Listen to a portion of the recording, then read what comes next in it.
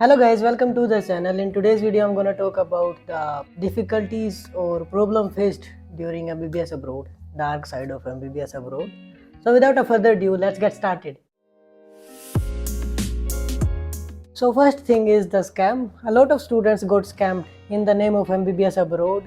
उनको बोला किसी और यूनिवर्सिटी में जाता है, एडमिशन किसी और यूनिवर्सिटी में कराते हैं उनके. So it is very difficult to trust nowadays for the students.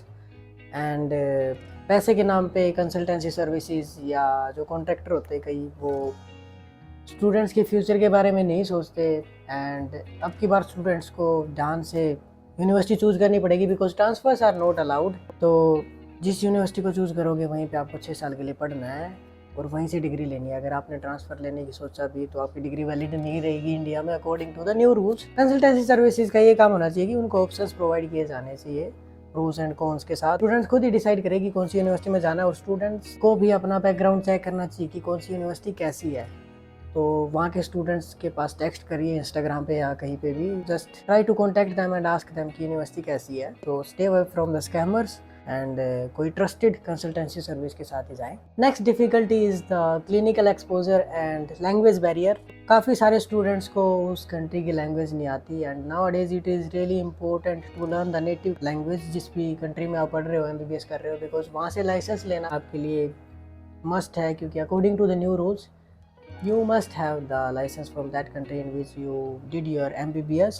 So उसके लिए आपका उस लैंग्वेज में एग्ज़ाम होगा. According to my experience 80 to 90% students इतना इंटरेस्ट भी नहीं दिखाते दूसरी लैंग्वेज सीखने में. वो सोचते कि आगे जाके इंडिया में ही काम करना है तो क्या ज़रूरत है. But nowadays it is really important to learn native language of that country जहाँ से भी आप MBBS कर रहे हो, बिकॉज आपका जो लाइसेंसिंग एग्ज़ाम होगा वो उसी लैंग्वेज में होगा.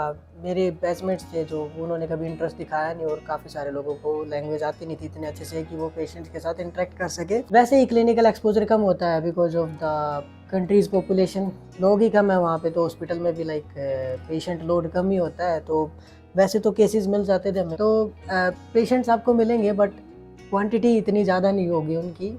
सो अगर आपको लैंग्वेज नहीं आएगी तो वो क्लिनिकल एक्सपोजर भी आपका कम हो जाएगा जो आपको मिलना चाहिए. वैसे ही कम होता है, but if you don't know the language then how you will interact with the patient. So try to learn the language. तो लैंग्वेज बैरियर है and I know it is not easy to learn a new language, but आप local लोगों के साथ interact करोगे तो आ जाएगी आपको लैंग्वेज. एंड अगर आप इंटरेस्ट दिखाओगे वहाँ पे जाके टीचर से पूछोगे तो मे बी अच्छा क्लिनिकल एक्सपोजर भी मिल जाएगा आपको. But theory part is good.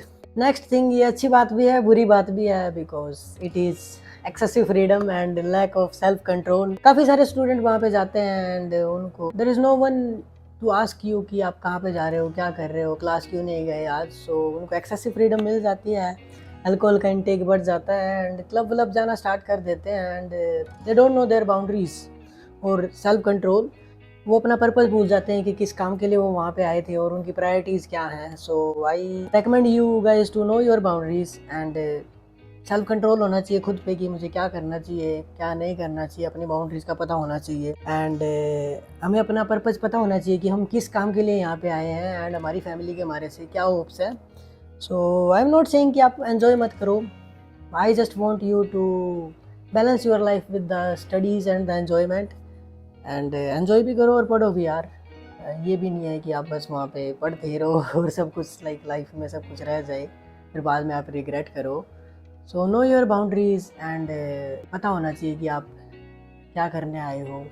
अपने डिसीजंस का इम्पैक्ट पता होना चाहिए कि फ्यूचर में आप पे क्या पड़ेगा उन डिसीजंस का इम्पैक्ट. तो I just want to share like make your decision wisely, choose your friend circle wisely जो आपको लाइक आगे बढ़ता हुआ देखना पसंद करे, आपके नेगेटिव पॉइंट्स आपको बताएं और आपको बुरा भी ना लगे उन सब बातों का कि आप बाद में उन सबको इम्प्रूव भी कर पाओ. So I am very lucky to have such friends. Next difficulty is new NMC guidelines. I don't want to say it but guideline ही ऐसी बनाई यार इन्होंने. सो आप सब लोग जानते होंगे कि पहले जो बाहर से MBBS करके आते थे उनको एग्ज़ाम देना पड़ता था आने के बाद. इंडिया वालों को कोई एग्ज़ाम नहीं देना पड़ता था चाहे वो गवर्नमेंट से कर रहे हैं या प्राइवेट से. But it is going to change soon because next आ रहा है national exit test.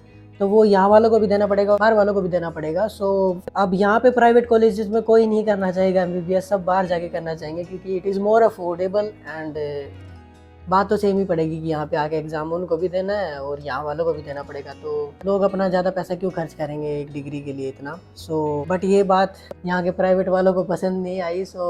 According to new rules they made it more difficult to do MBBS from foreign country like abroad. Like new rules की जैसे कि एक साल की internship वहाँ पे करनी पड़ेगी, फिर 1 साल की इंटर्नशिप यहाँ पे नेक्स्ट 1 देने के बाद करनी पड़ेगी, तो 2 साल की इंटर्नशिप करनी पड़ेगी। जिस भी कंट्री से आप MBBS कर रहे हो उस कंट्री का आपको लाइसेंसिंग एग्जाम देना पड़ेगा, जो कि वहाँ की लैंग्वेज में होगा मेरे ख्याल से। आपको वहाँ पे प्रैक्टिस करना अलाउ करें वहाँ की अथॉरिटीज।